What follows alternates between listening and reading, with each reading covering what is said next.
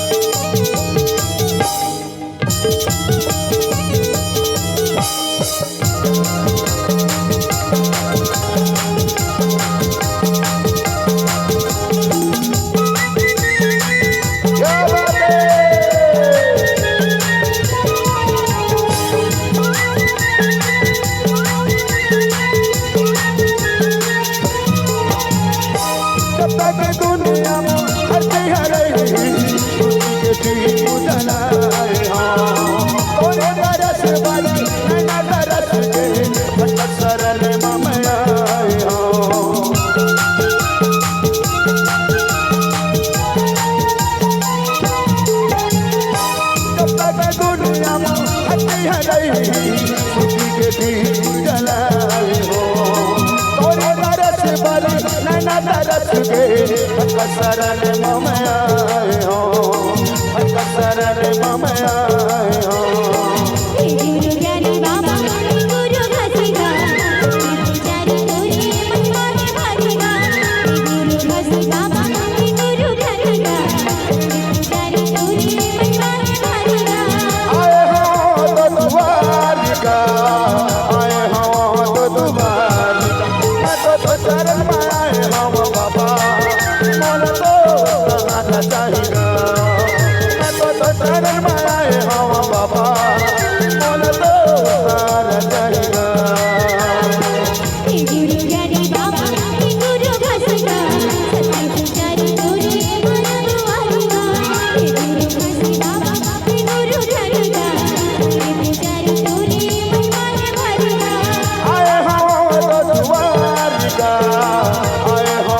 तो द्वारिका मैं तो चरण में आए हम बाबा मोल तो सहारा चाहिएगा मैं तो चरण में आए हम गुरु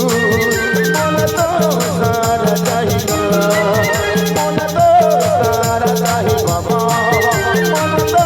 सहारा चाहिएगा मोल तो सहारा चाहिए गुरु मोल तो सहारा चाहिएगा मोल तो सहारा चाहिए बाबा मोल तो सहारा चाहिएगा हे गुरु घासी बाबा हे गुरु ज्ञानी गा सत्य पुजारी गुरु